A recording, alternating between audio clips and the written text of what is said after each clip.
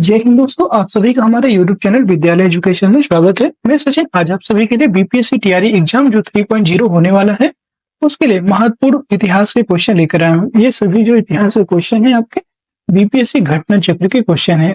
इसमें जो है आपको घटना चक्र में जितने भी अभी तक क्वेश्चन पूछे गए हैं बीपीएससी के द्वारा वो सारे क्वेश्चन यहाँ पर समाहित हुए हैं। और ये सभी जो क्वेश्चन है बेसिक से हाई लेवल तक के हैं, अर्थात जैसे भी जिस टाइप के भी क्वेश्चन आपके एग्जाम में बीपीएससी तैयारी एग्जाम में पूछा जाएगा सारे क्वेश्चन यहाँ से आपके आने की प्रबल संभावना रहेगी। तो चलिए शुरू करते हैं आज के इस क्लास में बिना किसी देरी। आपका पहला क्वेश्चन है 151 नंबर से हम शुरू करेंगे। 150 नंबर तक हम लोगों ने पिछली क्लास में कंप्लीट कर लिया था। नीचे दिए गए विकल्पों में से राष्ट्रवादी समाचार पत्रों द हिंदू, केसरी, बंगाली, हिंदुस्तानी और सुधारक के संपादकों के नामों का सही संयोजन बताना है। तो द हिंदू के कौन थे? वो थे आपके जो है जी सुब्रमण्यम अय्यर। द हिंदू के संपादक थे जी सुब्रमण्यम अय्यर। सुरेंद्रनाथ बनर्जी ये नहीं होगा। बाल गंगाधर तिलक ये भी नहीं होगा। जी सुब्रमण्यम अय्यर सी ऑप्शन में है। तो डी में भी है, देख सकते हैं हम डी में भी जी सुब्रमण्यम अय्यर है। फिर आपका केसरी की बात करें, केसरी बाल गंगाधर तिलक जी का था। ये बाल गंगाधर तिलक और बाल गंगाधर तिलक ये दोनों में मिलता है। फिर है हिंदुस्तानी, तो हिंदुस्तानी जो है ये गंगा प्रसाद वर्मा जी का था। तो गंगा प्रसाद वर्मा जी ये इसमें है। और फिर इसमें ये सुरेंद्रनाथ बनर्जी ये नहीं है। तो इसका जो सही ऑप्शन हो जाएगा सी ऑप्शन हो जाएगा। ये ऑप्शन राइट हो जाएगा। ठीक है, यहाँ पे आपको इनकी प्रमुख पत्रिकाओं के बारे में भी आपको दिखा देते हैं। द हिंदू के संपादक थे जी सुब्रमण्यम अय्यर। फिर है केसरी की बात करेंगे तो ये थे बाल गंगाधर तिलक और इनकी एक और थी मराठा। याद रखिएगा मराठा भी जो है बाल गंगाधर तिलक जी की थी। बंगाली समाचार पत्र की बात करेंगे तो ये जो है सुरेंद्रनाथ बनर्जी जी का था। सुरेंद्रनाथ बनर्जी जी ने बंगाली लिखा था। फिर हिंदुस्तानी की बात करेंगे तो ये गंगा प्रसाद बनर्जी थे। फिर सुधारक की बात करेंगे तो गोपाल कृष्ण गोखले थे। ठीक है, नेक्स्ट क्वेश्चन है आपका क्वेश्चन नंबर 152। स्वराज मेरा जन्म सिद्ध अधिकार है, मैं इसे पाकर रहूंगा, किसने कहा था? एम के गांधी, जवाहरलाल नेहरू, बाल गंगाधर तिलक, भगत सिंह। जब तो बीपीएससी एग्जाम में पूछा गया 53 और 55 दो बार पूछा गया क्वेश्चन है। तो ये जो कथन कहने वाले थे वो थे बाल गंगाधर तिलक जी ने। भारतीय राष्ट्रीय कांग्रेस के लखनऊ अधिवेशन 1916 में बाल गंगाधर तिलक ने कहा था कि स्वराज मेरा जन्मसिद्ध अधिकार है और मैं इसे पाकर रहूंगा, ये लेकर रहूंगा। तिलक राजनैतिक उग्रवाद तथा आक्रामक राष्ट्रवाद में विश्वास करते थे। ठीक है, ये जो है आक्रामक राष्ट्रवाद में विश्वास करते थे और इस अधिवेशन में उन्होंने उग्रवादियों की पुनः कांग्रेस में वापसी हुई और तिलक एवं एनी बेसेंट के प्रयासों से कांग्रेस तथा मुस्लिम लीग के बीच जो है समझौता हुआ और यह समझौता लखनऊ समझौता या कांग्रेस लीग समझौता के नाम से भी जाना जाता है। अगला है 153। स्वराज मेरा जन्मसिद्ध अधिकार है और मैं इसे लेकर ही रहूंगा, किसने कहा था? बाल गंगाधर तिलक। अभी जस्ट बताया आपको। नेक्स्ट क्वेश्चन है 154। भारतीय क्रांति की जननी किसे कहा गया है? Shrimati Annie Besant, Snehlata Wadekar, Sarojini Naidu, madam Bhikaji Rustom Cama, उपयुक्त में से कोई नहीं है, एक से अधिक। ये आपको बीपीएस 2016 में पूछा गया क्वेश्चन है। और भारतीय क्रांति की जननी किसने कहा है? ये मैडम भीकाजी रुस्तम कामा को कहा गया है। ठीक है, डी ऑप्शन राइट हो जाएगा। मैडम कामा इनका जन्म 24 सितंबर 1861 को हुआ था और उनके माता पिता जो है पारसी थे। जो पेरेंट्स थे इनके पारसी थे।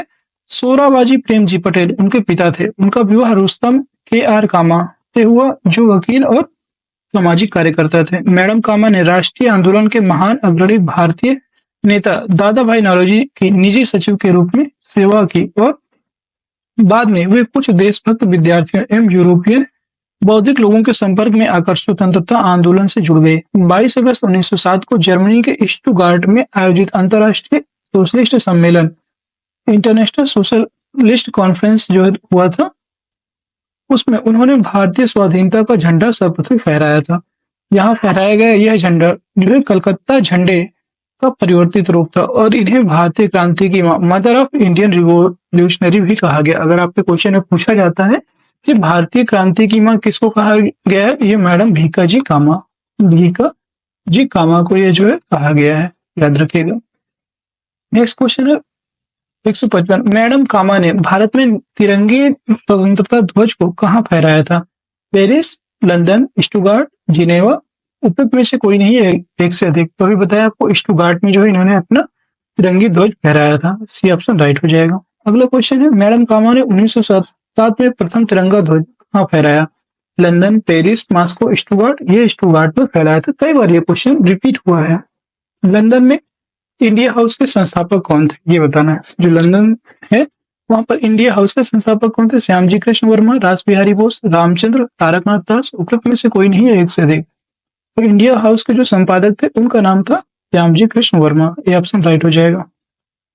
फरवरी 1905 में लंदन में श्यामजी कृष्ण वर्मा ने इंडियन होम रूल सोसाइटी की स्थापना की। इन्होंने इंडिया हाउस की भी स्थापना की थी।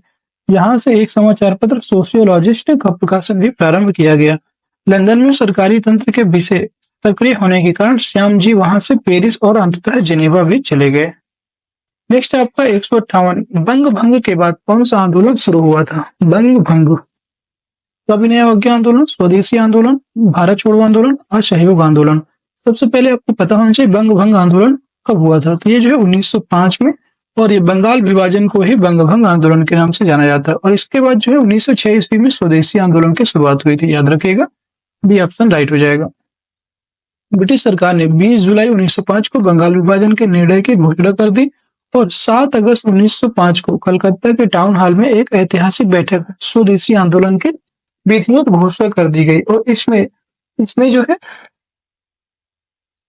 यहाँ पे 1905 है, मैंने गलत लगा दिया, 1905 ही है, ठीक है। और ठीक है, यहाँ पे विधिवत घोषणा कर दी गई और इसमें ऐतिहासिक बहिष्कार प्रस्ताव पारित हुआ। इसी के बाद बंगाल के विभिन्न क्षेत्रों में बंग भंग विरोधी आंदोलन औपचारिक रूप से एकजुट होकर प्रारंभ हो गया और 16 अक्टूबर 1905 को बंगाल विभाजन प्रभावी हो गया। और 16 अक्टूबर को ही जो है रक्षाबंधन दिवस के रूप में मनाया गया। रक्षाबंधन दिवस, ठीक है, इसके रूप में मनाया गया, शोक दिवस के रूप में भी मनाया गया था, शोक दिवस। नेक्स्ट है आपका, नेक्स्ट क्वेश्चन है 159, लॉर्ड कर्जन द्वारा 1905 में किया गया बंगाल विभाजन किस वर्ष रद्द हुआ? 1911, 1904, 1906, 1907? 1911 में जो है ये रद्द हुआ था, ठीक है। दिसंबर 1911 में ब्रिटिश सम्राट जॉर्ज पंचम और महारानी मेरी के भारत आगमन पर उनके स्वागत हेतु दिल्ली में एक दरबार का आयोजन किया गया। दिल्ली दरबार में वे 12 दिसंबर 1911 को सम्राट ने बंगाल विभाजन को रद्द घोषित किया और साथ ही कलकत्ता की जगह दिल्ली को भारत की राजधानी बनाए जाने की घोषणा की। घोषणा के अनुरूप बंगाल को एक नए प्रांत के रूप में पुनर्गठित किया गया। उड़ीसा तथा बिहार को इससे अलग कर दिया गया तथा असम को एक नया प्रांत भी बनाया गया, जैसा कि उसकी स्थिति 1874 ईस्वी में थी, तथा सिलहट को इसमें जोड़ दिया गया। अगला है आपका 160, कांग्रेस ने स्वराज प्रस्ताव 1905 में पारित किया। प्रस्ताव का उद्देश्य क्या था? अपने लिए संविधान बनाने का अधिकार, परंतु ऐसा नहीं हुआ। स्वशासन सुनिश्चित करना, उत्तरदायी सरकार, स्वयं की सरकार।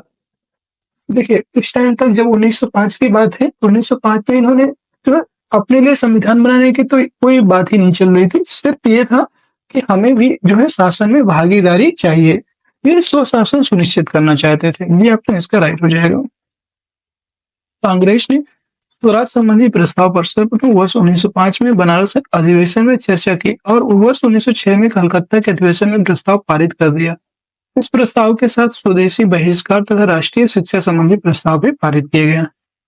अगला है आपका 20वीं सदी के प्रारंभिक वर्षों में कांग्रेस में विभाजन की प्रक्रिया शुरू हुई। ये कब शुरू हुई थी बताना है। कांग्रेस आंदोलन की रणनीतियों पर, कांग्रेस आंदोलन के उद्देश्यों पर, कांग्रेस आंदोलन में लोगों की भागीदारी पर, यह उपयुक्त सभी। ये जो 20वीं सदी के प्रारंभिक वर्षों में जो कांग्रेस में विभाजन की प्रक्रिया शुरू हुई थी, ये सभी रणनीतियों पर, उद्देश्यों पर, लोगों की भागीदारी, इन सभी को देखते हुए ये किया गया था। डी ऑप्शन राइट हो जाएगा। 20वीं सदी के प्रारंभ में कांग्रेस के विभाजन का एक प्रमुख कारण नवरंगपंथियों का अपने रणनीतियों, उद्देश्यों और आम जनता को अपने साथ रख पाने में असफल होना भी था। नरमपंथियों ने आम जनता के बीच काम नहीं किया। नरमपंथी राजनीतिक घटनाक्रमों के अनुरूप अपनी रणनीति में फेरबदल नहीं कर पाते थे। वे यह महसूस नहीं कर सके कि उनकी उपलब्धियों ने ही उन्हें उनकी राजनीति को अव्यवहारिक बना दिया और नरमपंथी और गर्मपंथी के सोच और अनुमान पारस्परिक मतभेद के दृष्टिकोण और राष्ट्रवादी दृष्टिकोण से दोनों ही गलत थे। नरमपंथी यह समझ नहीं पाए कि सरकार गर्मपंथियों के भय के कारण ही उनसे बातचीत कर रही है। और गर्मपंथी ये नहीं समझ पाए कि उनके संघर्ष में नरमपंथी उनके लिए कवच का काम कर सकते हैं। फलस्वरूप वर्ष 1907 के सूरत अधिवेशन में कांग्रेस का विभाजन हो गया। ये मेन पॉइंट है इसका, कांग्रेस का विभाजन कब हुआ? तो सूरत अधिवेशन में जो है ये विभाजन हुआ था 1907 में। और कब ये मतलब विभाजन के बाद फिर दोबारा कब मिले? 1916 के अधिवेशन में, याद रखिएगा। नेक्स्ट आपका 162 नंबर क्वेश्चन है, मुसलमान यदि खुश और संतुष्ट हैं तो भारत में ब्रिटिश शक्ति का महत्तम बचाव होगा। यह किसने लिखा? Lord Risley, Lord Lytton, W Hunter, H N. Brailsford. उपरोक्त में से कोई नहीं है एक से अधिक। ये आपका बीपीएससी पीसीएस 2016 में पूछा गया था और यह कथन था डब्ल्यू हंटर का। ये ऑप्शन राइट हो जाएगा। अगला क्वेश्चन है 163, किस वर्ष हिंदुस्तान रिपब्लिकन एसोसिएशन HRA, इसी को आप लिख सकते हैं HRA की स्थापना हुई थी? 1920, 1924, 1928 या 1930? तो 1924 में HRA की स्थापना हुई थी। देश में उचित ढंग से क्रांतिकारी आंदोलन का संचालन करने के उद्देश्य से 1924 में युवा क्रांतिकारियों ने कानपुर में एक सम्मेलन बुलाया और तथा हिंदुस्तान रिपब्लिकन एसोसिएशन HRA नामक क्रांतिकारी संगठन की स्थापना की थी। इसके संस्थापक की बात करेंगे तो उसमें थे सचिन नाथ सान्याल, रामप्रसाद बिस्मिल, योगेश चंद्र चटर्जी और चंद्रशेखर आजाद। सबसे इंपॉर्टेंट है ये। अगला क्वेश्चन है, बंगाल विभाजन की घोषणा कब की गई? अभी बताया था 19 जुलाई 1905, 7 अगस्त 1905, 15 अगस्त 1905 या 16 अक्टूबर 1905? बंगाल विभाजन का जो घोषणा है ये कब हुई थी? ये 19 जुलाई 1905 को हुई थी, याद रखिएगा। और इसकी जो औपचारिक घोषणा है वो 20 को हुई थी। औपचारिक रूप से वैसे तो 19 को ही हो गई थी, बट औपचारिक रूप से 19 जुलाई 1905 को ही हम आंसर करेंगे। बंगाल विभाजन का प्रस्ताव 3 दिसंबर 1903 को ब्रिटिश संसद में रखा गया। इसकी औपचारिक घोषणा 20 जुलाई, कुछ स्रोतों में 19 जुलाई लिखा हुआ है, 1905 को की गई। इसका उद्देश्य बंगाल प्रेसिडेंसी में फैल रहे राष्ट्रवाद को विभाजित करना था और बंगाल विभाजन 16 अक्टूबर 1905 को प्रभावी हो गया। इस दिन को रविन्द्रनाथ टैगोर ने रक्षाबंधन के रूप में मनाने की सलाह दी थी। अगला क्वेश्चन है 165, कर्जर वायली की हत्या के आरोप में किसे मृत्युदंड दिया गया था? मदन लाल धिंगरा, उधम सिंह, भगत सिंह, मनमथनाथ और उपयुक्त में से कोई नहीं है एक से अधिक। ये जो है कर्जन वायली की हत्या जो है 1 जुलाई 1909 को हुई थी, याद रखिएगा। और मदन लाल ढींगरा याद रखिएगा, वो गोली मारकर हत्या की गई थी। मदन लाल ढींगरा ने जो है इसकी गोली मारकर हत्या की। इसके लिए इसका जो राइट आंसर हो जाएगा ए ऑप्शन हो जाएगा, ठीक है। ये ऑप्शन इसका राइट आंसर हो जाएगा, मदन लाल ढींगरा। इसने जो है कर्जन वायली की हत्या की थी। कर्जन वायली की हत्या 1 जुलाई 1999 को लंदन में मदन लाल ढींगरा ने गोली मारकर किया था और कर्जन वायली भारत मंत्री के एक बॉडीगार्ड के रूप में नियुक्त थे। 17 अगस्त 1909 को मदन लाल ढींगरा को फांसी की सजा दी गई फिर बाद में। नेक्स्ट आपका 166 क्वेश्चन है, मॉन्टेग्यू चेम्सफोर्ड की रिपोर्ट कब आई थी ये बताना है और बहुत ही इंपॉर्टेंट है। भारतीय परिषद अधिनियम 1909 का आधार बनी? नहीं। भारतीय शासन भारत सरकार अधिनियम 1909 का आधार बनी? भारत सरकार अधिनियम 1935 का आधार बनी? भारतीय स्वतंत्रता अधिनियम 1947 का आधार बनी? मॉन्टेग्यू चेम्सफोर्ड जो रिपोर्ट है ये आपको 1919 का आधार बनी थी। तत्कालीन भारत सचिव एडविन मॉन्टेग्यू और वायसराय लॉर्ड चेम्सफोर्ड की रिपोर्ट भारत परिषद अधिनियम 1919 का आधार बनी और इस अधिनियम के तहत प्रांतों में पहली बार द्वैध शासन लागू किया गया था। नेक्स्ट क्वेश्चन है 167, new lamps for old lake श्रृंखला 1893 से 94 में सर्वहारा वर्ग के साथ संपर्क से बाहर होने के लिए कांग्रेस की आलोचना की गई थी। इन लेखों का लेखक कौन था ये बताना है। Aurobindo Ghosh, A.O. Hume, G.K. Gokhale, B.G. Tilak. तो new lamps for old lake श्रृंखला जो थी इसके लेखक थे आपके अरविंद घोष। नेक्स्ट क्वेश्चन है 168, वेरी इंपॉर्टेंट क्वेश्चन है, याद रखिएगा, इंपॉर्टेंट क्वेश्चन है। काकोरी ट्रेन डकैती कांड में किन क्रांतिकारियों को फांसी की सजा दी गई थी? रामप्रसाद बिस्मिल और अशफाक उल्ला खां, वीर सावरकर और वासुदेव चापेकर, प्रफुल्ल चाकी और खुदीराम बोस, सूर्यसेन, उधम सिंह। उपयुक्त में से कोई नहीं है एक से अधिक। काकोरी ट्रेन जो डकैती हुई थी ये आपके गोरखपुर में जो है हुई था, ये उत्तर प्रदेश गोरखपुर में, और इसमें जो है रामप्रसाद बिस्मिल और अशफाक उल्ला खां को फांसी की सजा सुनाई गई थी। ये ऑप्शन राइट है। अक्टूबर 1924 में सचिन नाथ सन्याल, रामप्रसाद बिस्मिल तथा चंद्रशेखर आजाद ने कानपुर में क्रांतिकारी संस्था हिंदुस्तान रिपब्लिक एसोसिएशन की स्थापना की और इस संस्था के द्वारा 9 अगस्त 1925 को उत्तर रेलवे के लखनऊ सहारनपुर संभाग के काकोरी नामक स्थान पर 8 down Saharanpur Lucknow passenger train, जो इसका ट्रेन का नाम याद रखेगा, ये 8 डाउन सहारन लखनऊ पैसेंजर ट्रेन थी। इस पर डकैती डालकर सरकारी खजाना लूटा गया। यह घटना जो है काकोरी कांड के नाम से प्रसिद्ध हुई। इस कांड में 29 क्रांतिकारियों को गिरफ्तार किया गया, जिसमें रामप्रसाद बिस्मिल, अशफाकुल्ला खां, रोशन लाल तथा राजेंद्र लाहिड़ी को फांसी हुई, जबकि चंद्रशेखर आजाद फरार हो गए थे। अगला क्वेश्चन है 169। हिंदुस्तान सोशलिस्ट रिपब्लिकन आर्मी के संस्थापक नेताओं में से एक थे बी.आर. अम्बेडकर, भगत सिंह, सुभाष चंद्र बोस, जयप्रकाश नारायण। तो अब ये HR से HSRA बन गया था और इसके संस्थापक नेताओं में से भगत सिंह भी थे। ठीक है। काकोरी कांड के बाद पुलिस द्वारा चलाए गए दमन चक्र के फलस्वरूप हिंदुस्तान रिपब्लिकन एसोसिएशन HRA का अस्तित्व कुछ समय के लिए समाप्त हो गया, किंतु बाद में विजय कुमार सिंह, शिव वर्मा, जयदेव कपूर, भगत सिंह, भगवती चरण वोहरा तथा सुखदेव ने चंद्रशेखर आजाद के नेतृत्व में HRA को पुनः संगठित करने का कार्य शुरू किया। और सितंबर 1928 ईस्वी में फिरोज शाह कोटला मैदान दिल्ली में चंद्रशेखर आजाद के नेतृत्व में एक बैठक हुई, जिसमें HRA का नाम बदल करके हिंदुस्तान रिपब्लिकन एसोसिएशन HSRA रखा गया। ये सभी क्वेश्चन बहुत इंपॉर्टेंट क्वेश्चन है। एक क्वेश्चन से कई क्वेश्चन देखिए बन सकते हैं आप सही से अगर पढ़ेंगे तो, इसलिए सही से कोई क्लास कीजिएगा और उम्मीद है आपके बहुत अच्छे नंबर आएंगे आपके क्लास जो है एग्जाम में। ठीक है। और ये सभी एग्जाम्स के लिए आपकी तैयारी हो रही है। 170 नंबर क्वेश्चन है, निम्नलिखित पंक्तियों को किसने लिखा? सरफरोशी की तमन्ना अब हमारे दिल में है, देखना है जोर कितना बाजुए कातिल में है। ये पंक्तियां किसके द्वारा लिखी गई थी? बिस्मिल, राजगुरु, भगत सिंह या आजाद? ये रामप्रसाद बिस्मिल जी के द्वारा ये पंक्तियां लिखी गई थी। अगला क्वेश्चन है 171 नंबर, प्रसिद्ध गीत सरफरोशी की तमन्ना अब हमारे दिल में है के रचयिता कौन है? अभी बताया, जस्ट रामप्रसाद बिस्मिल। ठीक है, ये ऑप्शन इसका राइट हो जाएगा। नेक्स्ट क्वेश्चन है, इंकलाब जिंदाबाद। इंकलाब जिंदाबाद का नारा किसने दिया था? इकबाल, MK गांधी, भगत सिंह या SC घोष? तो इंकलाब जिंदाबाद का नारा देने वाले थे भगत सिंह। ये ऑप्शन राइट हो जाएगा। इंकलाब जिंदाबाद की रचना प्रसिद्ध कवि मोहम्मद इकबाल ने की और किंतु पहली बार इसे नारे के रूप में प्रयोग भगत सिंह को किया गया है। ठीक है, इसलिए इस नारे को चर्चित बनाया भगत सिंह है।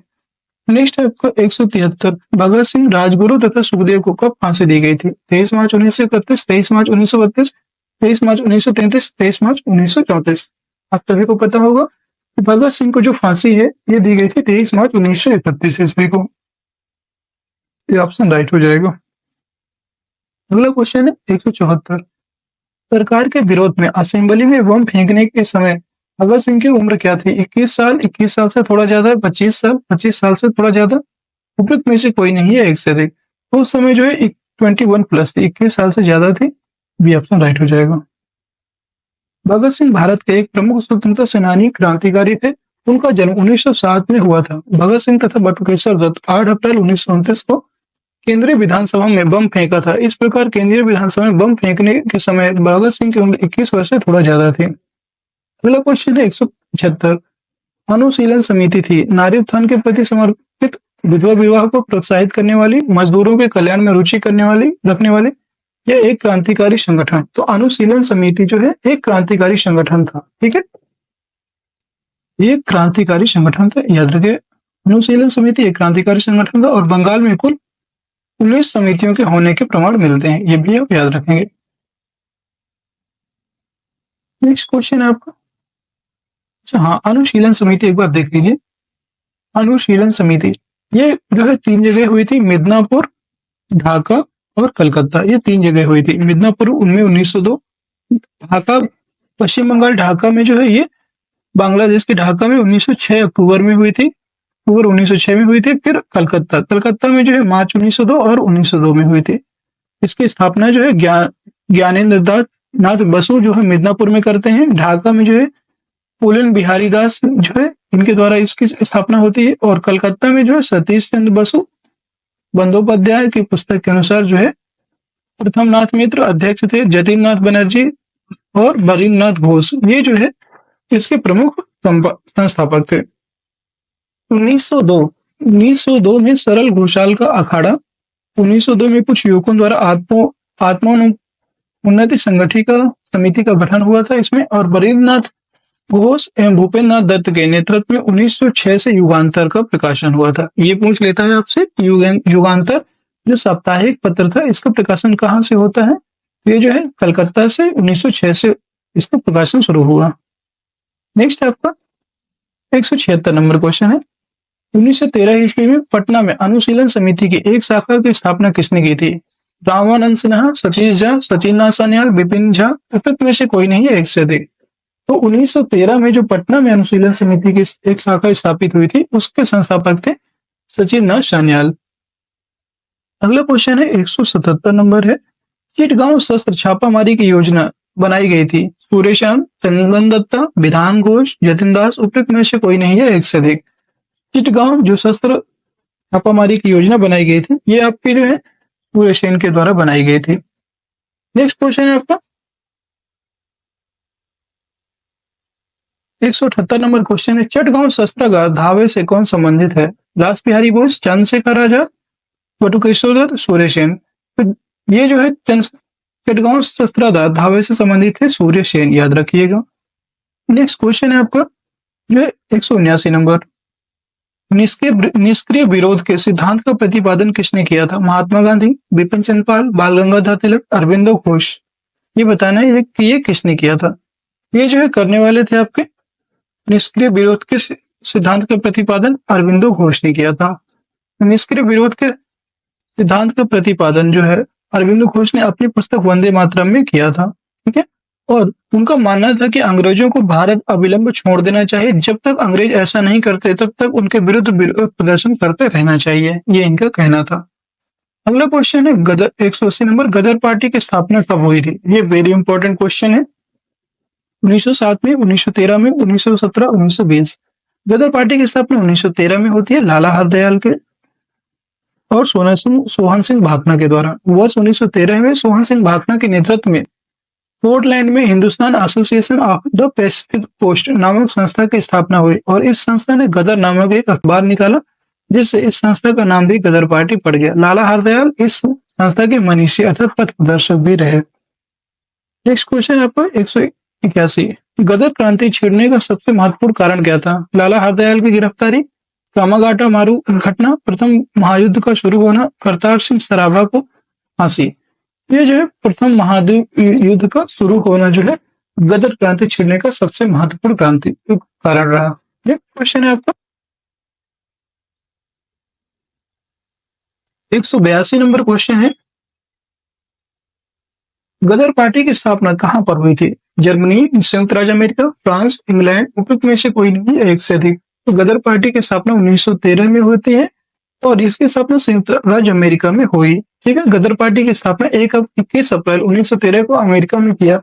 इसका मुख्यालय सैन फ्रांसिस्को अमेरिका में स्थित था और इसे अमेरिका एवं कनाडा में रह रहे भारतीयों के सहयोग से गठित किया गया था। नेक्स्ट क्वेश्चन है आपका 183, इसने कहा था कि स्वराज मेरा जन्मसिद्ध अधिकार है, मैं इसे लेकर रहूंगा। देखिए ये क्वेश्चन बार बार पूछा गया है पीएससी में, तो इसलिए महात्मा गांधी, बिपिन चंद्र पाल, गोपाल कृष्ण गोखले, बाल गंगाधर तिलक, ये बाल गंगाधर तिलक जी के द्वारा कहा गया था। अगला क्वेश्चन है, स्वराज मेरा जन्मसिद्ध अधिकार है, मैं इसे लेकर रहूंगा। यह वक्तव्य किससे संबंधित है? ये देखिए 42 में फिर से इसका यही क्वेश्चन पूछा गया था और ये बाल गंगाधर तिलक से संबंधित है। नेक्स्ट क्वेश्चन है, स्वराज आम जनता के लिए होना चाहिए, केवल वर्गों के लिए नहीं, के प्रसिद्ध सूत्र की घोषणा किसने की थी? सीआर दास, सी राजगोपालाचारी, मोतीलाल नेहरू, गोपीनाथ साहा। ये जो है कहने वाले थे स्वराज जो है आम जनता के लिए होना चाहिए, केवल वर्गों के लिए नहीं, ये कथन कहा था सी राजगोपालाचारी ने।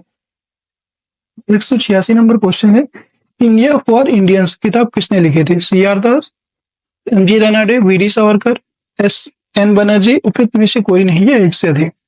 तो इंडिया फॉर इंडियंस नामक पुस्तक लिखने वाले थे सीआर दास अर्थात चितरंजन दास, इनका पूरा नाम था। नेक्स्ट क्वेश्चन है आपका 187, अनहैप्पी इंडिया। अनहैप्पी इंडिया पुस्तक के लेखक कौन है? बाल Gangadhar Tilak, Annie Besant, Lala Lajpat Rai, A.O.. Hume. उपयुक्त में से कोई नहीं है, एक से अधिक। अनहैप्पी इंडिया पुस्तक के जो लेखक है उनका नाम था जो है लाला लाजपत राय। सी ऑप्शन इसका राइट हो जाएगा। नेक्स्ट क्वेश्चन है 188। निम्नलिखित में से किस नेता ने 1906 में कलकत्ता कांग्रेस अधिवेशन की अध्यक्षता की थी? बाल गंगाधर तिलक, गोपाल कृष्ण गोखले, अरविंद घोष, दादा भाई नौरोजी। ये जो है करने वाले थे आपके दादा भाई नौरोजी ने 1906 में कलकत्ता अधिवेशन की अध्यक्षता किया था। नेक्स्ट क्वेश्चन है 189। निम्नलिखित में से किसने ऑल इंडिया मुस्लिम लीग की स्थापना की थी? सर सैयद अहमद खान, सर मोहम्मद इकबाल, आगा खान, नवाब सलीमुल्लाह खान। तो ये जो है की गई थी नवाब सलीमुल्लाह खान के द्वारा ऑल इंडिया मुस्लिम लीग की स्थापना। वेरी इंपॉर्टेंट है, इसको देखेंगे। अक्टूबर 1906 में आगा खान के नेतृत्व में मुस्लिमों के शिमला प्रतिनिधि मंडल ने एक ऐसे केंद्रीय मुस्लिम सभा बनाने का विचार किया जिसका उद्देश्य मुसलमानों के हितों का संरक्षण हो। इसी विचार के अनुरूप ढाका में संपन्न अखिल भारतीय मुस्लिम शिक्षा सम्मेलन के दौरान दिसंबर 1906 में इस सम्मेलन की स्वागत समिति के अध्यक्ष तथा राजनीतिक बैठकों के संयोजक ढाका के नवाब सलीमुल्लाह खान ने अखिल भारतीय मुस्लिम लीग के गठन का प्रस्ताव किया और 56 सदस्यीय अस्थायी समिति का चयन किया गया और मोहसिन उल मुल्क तथा वकार उल मुल्क को संयुक्त रूप से संगठन का सचिव नियुक्त किया गया था और लखनऊ में मुस्लिम लीग का मुख्यालय बनाया गया और आगा खान इसके प्रथम अध्यक्ष बने थे, याद रखेंगे। नेक्स्ट क्वेश्चन है आपको 190 नंबर। 1906 में मिंटो से शिमला में मिले मुसलमानों के शिष्टमंडल ने प्रार्थना की थी मुसलमानों के लिए पृथक निर्वाचन, संयुक्त निर्वाचन और हिंदुओं को अधिक प्रतिनिधित्व देने के लिए या मुसलमानों को मनोनयन द्वारा विशेष प्रतिनिधित्व देने के लिए। ये जो है 1906 में जो है मार्ले मिंटो से शिमला में मिले मुसलमानों ने मुसलमानों के लिए पृथक वर्ग निर्वाचन का प्रार्थना किया था। नेक्स्ट क्वेश्चन है 191। निम्न में से किस अधिनियम ने भारत में पृथक निर्वाचन मंडल का आरंभ किया था? ये बताना है आपको। किसने किया था? ये जो है रेगुलेटिंग एक्ट 1773, चार्टर अधिनियम 1833, पिट्स इंडिया एक्ट 1784, भारत परिषद अधिनियम 1909 में से कोई नहीं है, एक से अधिक। ये जो है हुआ था भारत परिषद अधिनियम 1909 में भारत में पृथक निर्वाचन मंडल का आरंभ। नेक्स्ट क्वेश्चन है 192। निम्नलिखित में से किसका योगदान होम रूल लीग के स्थापना में नहीं था? Bal Gangadhar Tilak, Annie Besant, M Subramania Iyer, T S. Olcott. यहाँ पे टी.एस. ऑलकॉट का यहाँ पे संबंध नहीं था। बाल गंगाधर तिलक, सुब्रमण्यम और एनी बेसेंट ये जो है दोनों इसमें शामिल थे। T.S.. Olcott home rule league से नहीं बल्कि थियोसॉफिकल सोसाइटी से संबंधित थे और तिलक ने अप्रैल 1916 और एनी बेसेंट ने सितंबर 1916 में होम रूल लीग आरंभ किया। एम सुब्रमण्यम अय्यर भी एनी बेसेंट के होम रूल लीग आंदोलन की स्थापना से संबंधित थे। अगला क्वेश्चन है आपको 193। किस अधिवेशन में होम रूल समर्थक अपनी राजनीतिक शक्ति का सफलतापूर्वक प्रदर्शन कर सके? कांग्रेस का 1916 का लखनऊ अधिवेशन, 1920 का बंबई में होने वाला ऑल इंडिया ट्रेड यूनियन अधिवेशन, 1918 में होने वाला प्रथम AUP किसान सभा और 1938 में नागपुर का संयुक्त अधिवेशन AI संयुक्त और AITUC और NFTU सभा।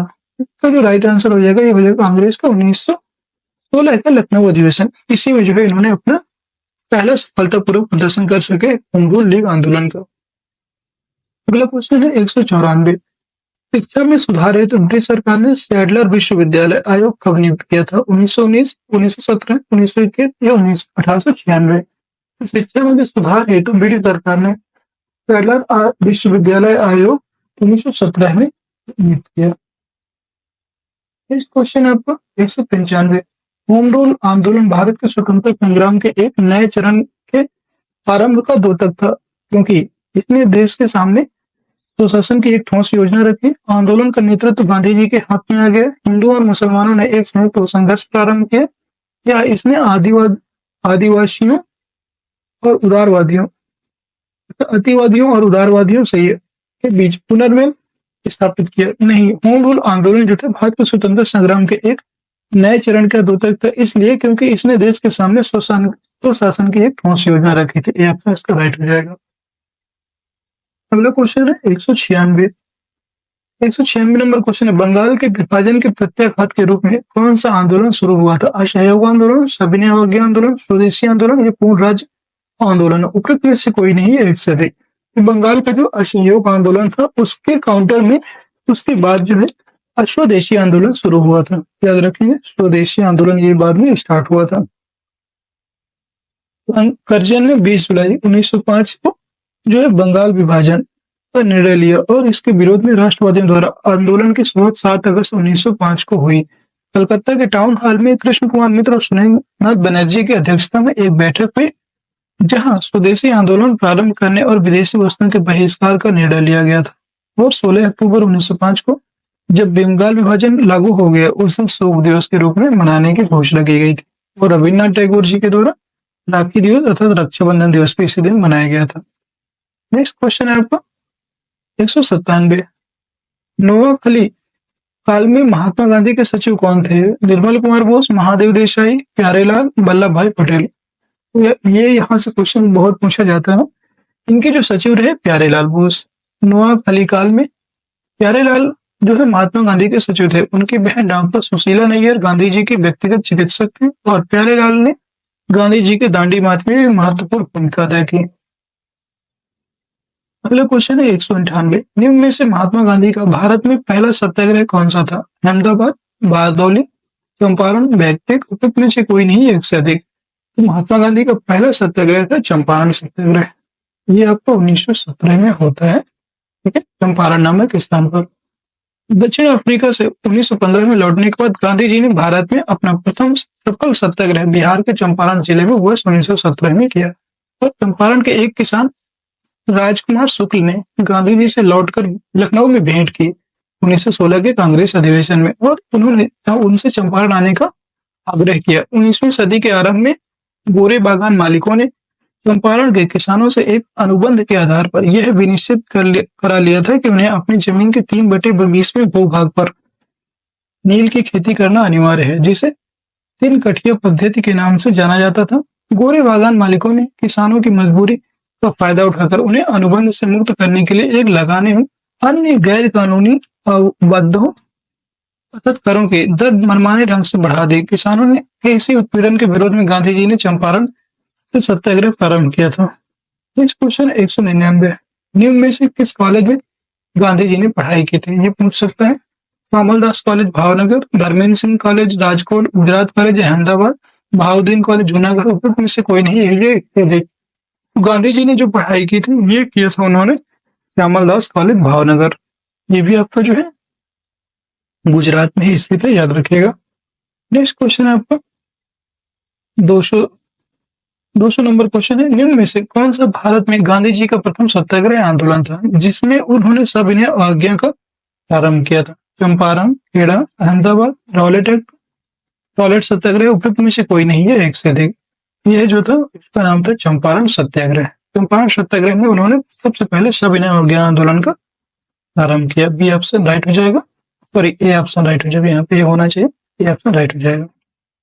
चंपारण आंदोलन 1917 भारत में गांधी जी का प्रथम सत्याग्रह आंदोलन था जिसमें उन्होंने सविनय अवज्ञा का प्रयोग किया था। दोस्तों आज की क्लास आपकी यहीं पर समाप्त होती है। क्लास कैसी लगी कमेंट सेक्शन में जरूर बताइएगा। तो क्लास आपको पसंद आई है तो क्लास को लाइक कर दीजिए, शेयर कर दीजिए और चैनल में नए हैं तो चैनल को सब्सक्राइब अवश्य कर लीजिएगा, ठीक है।